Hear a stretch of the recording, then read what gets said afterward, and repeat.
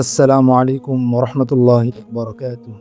বর্তমানে ফেসবুকে আমরা একটি বিষয় খুবই আলোচিত হতে দেখছি, তা হচ্ছে মাওলানা মামুনুল হক সাহেবের রাজনৈতিক কিছু অবস্থানকে কেন্দ্র করে আল্লামা নুরুল ইসলাম অলিপুরী সাহেব একটি মন্তব্য করেছেন। আর সেই মন্তব্যকে কেন্দ্র করে উভয় পক্ষের অনুসারীদের মাঝে তুমুল পর্যায়ের বাগবিতণ্ডা হচ্ছে। সবচেয়ে দুঃখের বিষয় হলো উভয় পক্ষের অনুসারীরা এই মন্তব্যকে ঘিরে পরস্পর এমন কিছু শব্দ দ্বারা একদল আরেক দলকে ঘায়েল করছে, প্রতিবাদ করছে, যা একজন মুসলমান তো দূরের কথা, সাধারণ ভদ্রতার সাথেও সেটা যায় না। এক পক্ষ আরেক পক্ষকে গালিগালাজ করছে, এক পক্ষ আরেক পক্ষের সম্মানকে ক্ষুণ্ণ করছে, তাও প্রকাশ্যে ফেসবুকে লেখালেখির মাধ্যমে। একদল আরেক দলকে নিয়ে কটূক্তি করছে, কেউ কেউ আবার ব্যক্তিগতভাবে আঘাত করার চেষ্টা করছে। ব্যক্তিগতভাবে আঘাত করে এমন কিছু শব্দ ব্যবহার করছে যেগুলো একজন আলেমের শানে কখনোই যায় না। একজন আলেম এভাবে এই জাতীয় শব্দ দ্বারা সে প্রতিবাদ করতে পারে না, আর যদি সেটা প্রকাশ্যে হয় তাহলে তো সে এটা আরও বেশি পারে না।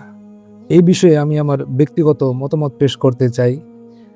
আপনারা অনেকেই ফেসবুকে আপনাদের ব্যক্তিগত মতামত পেশ করেছেন। আপনাদের সকলের মতামতকে আমি শ্রদ্ধা করছি।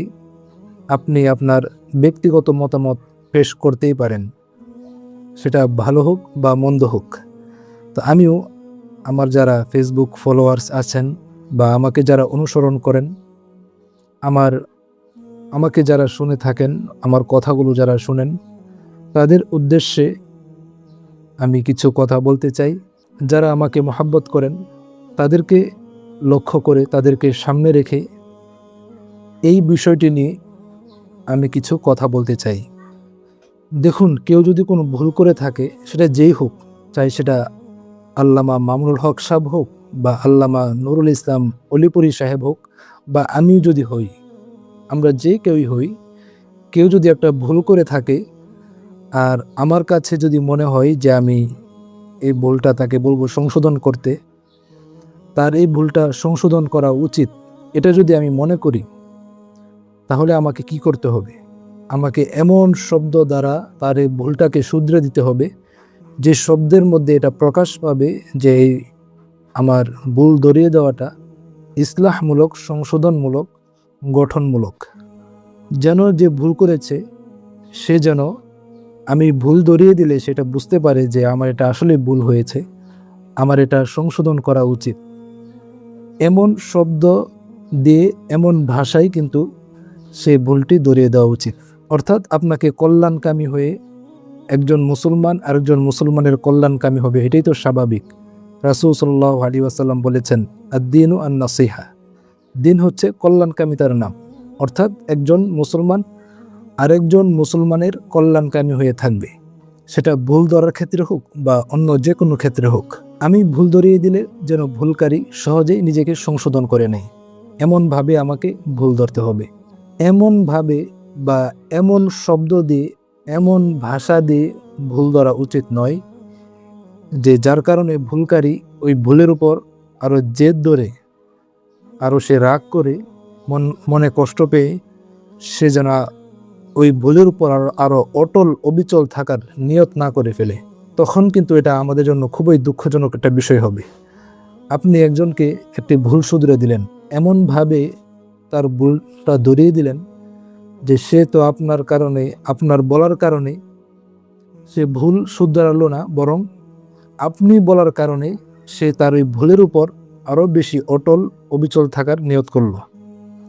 তখন কিন্তু আপনি নিজেই মনে অনেক কষ্ট পাবেন যে আমার কারণে একজন সে ভুলের উপর আরও বেশি অটল অবিচল থাকার নিয়ত করেছে। তাই আমার মনে হয়, আমি মনে করি, যদি কারো ভুল থাকে সেই ভুল আমরা সংশোধন করে দিব, তার ওই ভুলের বিরুদ্ধে আমরা প্রতিবাদ করব। তবে সেই প্রতিবাদ বা সেই ভুল ধরাটা হতে হবে শালীন ভাষায়, গঠনমূলক এবং সংশোধনমূলক। এমন যেন না হয় তার সম্মানকে আমি কমাবো, আমার শব্দ দ্বারা যেন তার সম্মান ক্ষুণ্ণ হয় এমন যেন না হয়। তাকে অপমান করব, আমার শব্দ দ্বারা তাকে অপমান করা হয় এমন যেন না হয়। আরেকটি বিষয় আমাদের ভালো করে মনে রাখা দরকার, তা হচ্ছে যাদেরকে নিয়ে আজ আমরা এত আলোচনা সমালোচনা করছি, আল্লামা নুরুল ইসলাম উলিপুরি সাহেব এবং আল্লামা মামুনুল হক সাহেব, এই দুদিন পরে এমন হতে পারে তারা দুজন মিলে যাবেন, তারা তাদের বিষয়গুলোকে পরস্পর আলোচনা করে সংশোধন করে নেবেন, ঠিক করে নেবেন। কিন্তু আপনি আমি যে তাদেরকে নিয়ে এত আলোচনা করলাম, সমালোচনা করেছি, একদল আরেক দলকে গালিগালাজ করেছি, তখন কিন্তু এটা আমাদের জন্য লজ্জার কারণ হবে। তখন কিন্তু আমরা আফসোস করব যে এরকমভাবে এই জাতীয় শব্দ দ্বারা সমালোচনা আলোচনা করার কারণে। আমার কাছে ব্যক্তিগতভাবে মনে হয় এখানে সম্ভবত তৃতীয় কোনো পক্ষ সুযোগ নিচ্ছে, অর্থাৎ কওমি আলেমরা যেন এক হয়ে না যায়, কওমি আলেমদের মাঝে মতানৈক্য সৃষ্টি করতে তৃতীয় কোনো পক্ষ কাজ করছে। এটা আমার কাছে মনে হয় তৃতীয় কোনো পক্ষ চাচ্ছে যে কওমি আলেমদের মাঝে মতানৈক্য এবং তাদের পরস্পর সম্পর্ক যেন নষ্ট হয়ে যায়, আলেমরা যেন, বিশেষত কওমি আলেমরা যেন এক হয়ে থাকতে না পারে।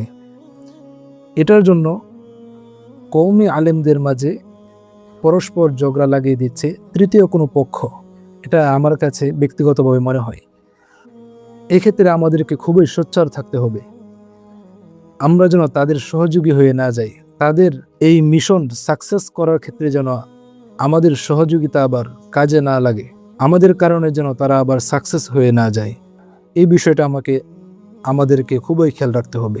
আমি একটি বিষয় সবসময় হৃদয়ে ধারণ করি বা ধারণ করার চেষ্টা করি এবং সে অনুযায়ী আমল করার চেষ্টা করি, তা হচ্ছে সব জায়গায় ভুল ধরতে নেই, সব জায়গায় সমালোচনা করতে নেই, সব জায়গায় ভুল ধরার সমালোচনা করার যোগ্যতা সবার থাকে না। এক জায়গায় চাইলেই তো আপনি ভুল ধরতে পারেন, সমালোচনা করতে পারেন, কিন্তু সেটার যোগ্য হয়তো আপনি না, বা সেই ভুল ধরার যোগ্যতা আপনার নেই। যেমন বাবা মা যদি শরীয়ত বিরোধী কোনো কাজ করে না থাকেন, তাহলে বেশি প্রয়োজন মনে না হলে তারা কোনো ভুল করলে যদি সেটা কোনোভাবে এড়িয়ে যাওয়া যায় সে চেষ্টা করা উচিত। বাবা মা ভুল করতেই পারে, কিন্তু সন্তান হিসাবে সেই ভুল এমনভাবে না ধরা যেভাবে ধরলে পরে বাবা মা কষ্ট পায়। তবে শরীয়ত বিরোধী কিছু করলেও রাসূল কি বলেছেন যে বাবা মা যদি কাফের হয় তাদের সাথে বাজে আচরণ করার সুযোগ আমাদের কিন্তু নাই। কারো বাবা মা যদি কাফের হয়, হ্যাঁ, তাদেরকে দাওয়াত দিব সঠিক পথে আসার জন্য, কিন্তু তার মানে সে কাফের, এজন্য তার সাথে বাজে আচরণ করব, এই সুযোগ কিন্তু সন্তানের নাই। আরেকটি ক্ষেত্র হচ্ছে উস্তাদদের ক্ষেত্রেও উস্তাদরা যদি তেমন কোনো ভুল করে না থাকেন, শরীয়ত বিরোধী কোনো কাজ করে যদি না থাকেন, তাহলে উস্তাদদের ভুল ধরাও উচিত না। হ্যাঁ, যদি এমন কোনো ভুল হয় যেটা উস্তাদের ঠিক করা দরকার, সংশোধন করা দরকার, যদি পারি আদবের সাথে সেটা উস্তাদের সাথে শেয়ার করব, উস্তাদকে বলবো যে উস্তাদ এই বিষয়টা আমার কাছে একটু অন্যরকম মনে হচ্ছে, এটা আসলে বিষয়টা কি আমরা তো বুঝতেছি না। তো উস্তাদ যদি বুঝতে পারেন যেটা তার ভুল, তাহলে উস্তাদ স্বীকার করবেন। আর যদি ভুল না হয়, আমাদের বোঝার কমতি থাকে, উস্তাদ আমাদেরকে বুঝিয়ে দিবেন যে আসলে তোমরা বিষয়টা যেমন মনে করছো বিষয়টা এমন না। যে উস্তাদের কারণে আমরা ভালো মন্দ বুঝতে শিখেছি, সত্য মিথ্যার মাঝে পার্থক্য করতে শিখেছি। যে উস্তাদের এত বেশি অনুগ্রহ আমাদের জীবনে, যে উস্তাদের দোয়ার বরকতে আমাদের জীবনের সফলতা নির্ভর করে, সেই উস্তাদদেরকে নিয়ে বাজে মন্তব্য করা, সমালোচনা করা, তাদের ভুল ধরে সেগুলো প্রচার করা, এটা কখনোই উচিত নয়। যদি কোনো আলেম সরাসরি আমার উস্তাদ নাও হয়, তবু ওই আলেমের শানে ওই আলেম যদি কোনো ভুল করে থাকেন, সে ভুল যদি আমার মনে হয় যে আমার ধরা উচিত, তাহলে এমনভাবে সে ভুল শুধরে দেওয়া যেন সে আলেমের সাথে বেয়াদবি না হয়। আর যদি আমি সেই ভুল ধরার যোগ্যতা আমার না থাকে, সে আলেমকে নিয়ে সমালোচনা করার যোগ্যতা যদি আমার না থাকে, তাহলে আমার কথা না বলাই উত্তম। শরীয়ত বিরোধী কোনো কাজ না করে থাকলে, ছোটোখাটো বিষয়ে কোনো ভুল হলে উস্তাদদেরকে নিয়ে সমালোচনা করা উচিত না। সর্বশেষ কথা হলো, এই অনলাইনে আমরা এই কাদা ছোড়াছড়ি বন্ধ করি। এগুলো করে আসলে কোনো ফায়দা হয় না, বরং নিজেদেরই আরও ক্ষতি হয়। নিজেরাই কেমন যেন আমরা আমাদের ক্ষতি বাড়াচ্ছি। এটা একটা বাংলার প্রবাদ বাক্যের সাথে মিলে যায় যে খাল কেটে কুমির আনা। তো এই বিষয়টা হচ্ছে এরকম, যদি আমরা আমাদের পরস্পর বিষয়গুলো প্রকাশ্যে আলোচনা করি, এই বিষয়গুলো নিয়ে প্রকাশ্যে যদি আমরা কাদা ছোড়াছড়ি করি, আমরা নিজেরাই নিজেদের সম্মানকে ক্ষুণ্ণ করছি। কেউ ভুল করে থাকলে সরাসরি গিয়ে আমরা তাকে বলবো যে আপনার এই ভুলটা হয়েছে, একটু সংশোধন করে নিলে ভালো হয়। অনেকে এখানে একটা প্রশ্ন করেন বা করবেন জানি, যে অনেকে বললেও সে সংশোধন হয় না। এক্ষেত্রে প্রথম কথা হচ্ছে, আমাদের দায়িত্ব হচ্ছে তাকে বোঝানো। উনি যদি না বোঝেন, এটা তার ব্যর্থতা। দ্বিতীয় কথা হচ্ছে, এরকম চেষ্টা আমরা খুব কমই করি। একজন একটা ভুল করছে, তো তাকে গিয়ে এই ভুলের কথা বলছি আর সে সংশোধন করে নাই, এমনটা খুব কম হয়। বরং আমরা কি করি, একজন একটা ভুল করছে, বাস মোবাইল হাতে আছে, ফেসবুকে একটা পোস্ট দিয়ে দিই যে অমুকের আচরণ এরকম। আর একজন মানুষকে আপনি একটা আচরণ দিয়ে তার পুরো জীবনটাকে আপনি কলুষিত কিভাবে করেন। আপনি যার সাথে উঠেন না, বসেন না, যার সাথে আপনার চলাফেরা নাই, যার সাথে আপনার খাওয়া দাওয়া হয় না, যার সাথে আপনি জীবনের বড় একটি অংশ কাটান নেই, একদিন বা একটি কথা তার থেকে শুনে তার পুরা চরিত্রকে, তার পুরা জীবনকে কলুষিত করা, এটা কোনো সুস্থ মস্তিষ্কের মানুষের পক্ষে সম্ভব না। আরেকটি বিষয় হচ্ছে, আমাদের কারো ভুল হলে আমরা সংশোধন করা তো দূরের কথা, তাকে বুঝিয়ে দেওয়া, তার ভুলটাকে ধরে দেওয়া তো দূরের কথা, সে চেষ্টাও আমরা করি না। বরং তার সম্মানকে যত বেশি ক্ষুণ্ণ করা যায়, তাকে যত বেশি নিচে নামানো যায়, তাকে যত বেশি মানুষের কাছে তার সম্মানকে কমানো যায়, আমরা সেই চেষ্টাই করি। মনে রাখতে হবে, বড়দের ব্যাপারে, আলেমদের ব্যাপারে সমালোচনা করা সহজ, তাদের সম্মানকে ক্ষুণ্ণ করা, তাদের সম্মান নষ্ট হয় এমন কথা বলার যোগ্যতা হয়তো আপনার আছে, কিন্তু বড়দের মতো হতে হলে বা বড় হওয়া কিন্তু সহজ না। একজন নিচু লোক, নিম্ন শ্রেণীর মানুষ উচ্চ শ্রেণী মানুষকে নিয়ে সে কথা বলতেই পারে, কিন্তু উচ্চ শ্রেণী, এই উচ্চ সম্মানের অধিকারী ব্যক্তির মতো সে কখনোই হতে পারে না। তাই সমালোচনা করার আগে, প্রতিবাদ করার আগে, কোনো একটা বিষয় জানার পরে যাচাই বাছাই না করে ফেসবুকে একটা পোস্ট দিয়ে দিলাম, আসলেই সেই বিষয়টা হয়েছে কিনা বা এই বিষয়টা আসলে হাকিকত কি, যাচাই বাছাই না করে যদি আমি কারো সমালোচনা করি, কারো দোষ ত্রুটি প্রকাশ করি মানুষের মাঝে, তাহলে আপনার ব্যাপারে রাসূল সাল্লাল্লাহু আলাইহি ওয়াসাল্লাম কঠিন হুঁশিয়ারি বাণী উচ্চারণ করেছেন।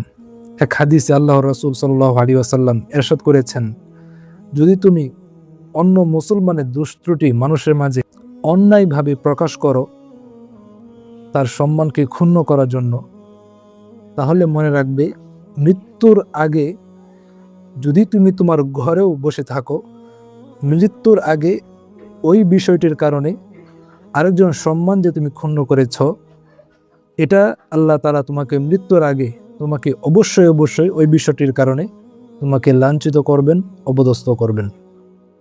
এ ব্যাপারে স্পষ্ট সহিহ হাদিস রয়েছে। তাই বড়দের ভুল ধরার ব্যাপারে আমাদেরকে, বিশেষ করে এই জাতীয় সংবেদনশীল বিষয়ে আমাদেরকে খুবই সতর্ক থাকতে হবে। এক্ষেত্রে আমার উস্তাদের একটি কথা মনে পড়লো, এটা আপনাদের সাথে শেয়ার করি। তা হচ্ছে, আমি যখন কিতাব বিভাগে প্রাথমিক জামাতগুলো পড়তাম, তো একজন উস্তাদকে আমি প্রশ্ন করেছিলাম, উস্তাদ, অনেক সময় বড় বড় আলেমদের মাঝে মতানৈক্য হতে দেখি, এমনকি একজন আরেকজনকে ব্যক্তিগতভাবে আঘাত করে। তো তখন অনেক কষ্ট লাগে যে এক্ষেত্রে আমরা কার পক্ষ অবলম্বন করব, কার পক্ষ হয়ে কথা বলবো বা কার পক্ষ হয়ে হৃদয়ে হৃদয়ে সরাসরি হয়তো পক্ষ হলাম না, কিন্তু অন্তরে অন্তরে কার পক্ষ গ্রহণ করব। দুজনই হয়তো আমার প্রিয় আলেম, অথবা একজন আমার প্রিয় আলেম আর একজন প্রথম জনের তুলনায় কম প্রিয়। তো উস্তাদ আমাকে এটার উত্তর দিয়েছিলেন যে তোমার বাবা মার মাঝে যে ঝগড়া হয়, তাহলে তুমি কার পক্ষ অবলম্বন করবে? তো আমি বলেছিলাম যে উস্তাদ, আমি তো কারো পক্ষই অবলম্বন করব না, আমি চাইবো বাবা মা দুজন মিলেমিশে থাকুক।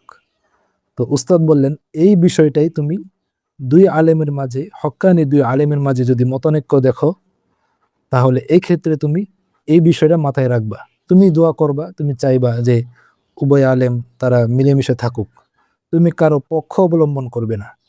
যদি পক্ষ অবলম্বন করো, হতে পারে একটা সময় পরে তারা দুজন মিলে যাবে, তখন তুমি পক্ষ অবলম্বন করার কারণে তোমাকে লজ্জিত হতে হবে। ভিডিওটি অনেক লম্বা হয়ে গেছে, এতক্ষণ পর্যন্ত ধৈর্যের সাথে ভিডিওটি দেখার জন্য আপনাদের সবাইকে ধন্যবাদ জানাচ্ছি। আপনারা যারা আমার ভিডিওগুলো দেখেন, আপনাদের কাছে অনুরোধ করব, ভিডিও বিষয়ে ভালো মন্দ এগুলো মন্তব্যের করে আমাকে লিখে জানাবেন। আল্লাহ তাআলা আমাদের সবাইকে এক ও ন্যাক হয়ে থাকার তৌফিক দান করুন।